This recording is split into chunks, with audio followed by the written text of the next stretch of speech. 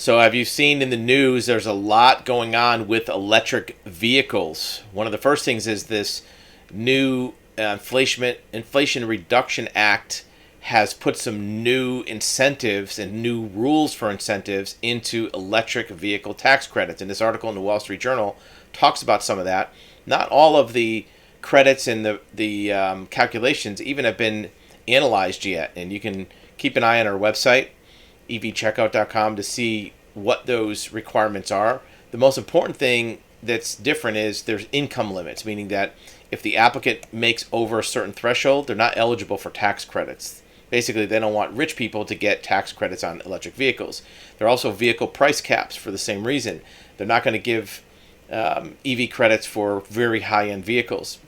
And there's other variations that affect the cost of an electric vehicle.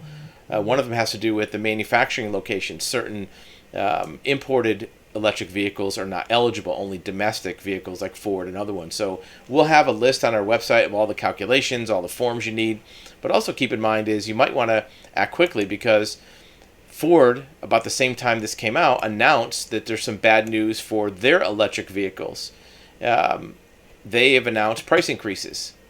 So for vehicles that are eligible for the tax credits, price increases are between $6,000 and $8,500 depending on the model.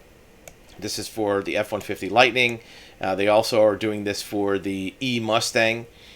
So if you are in the market, you might want to try to purchase one before these price increases kick in. General Motors is reported to be looking at the same thing.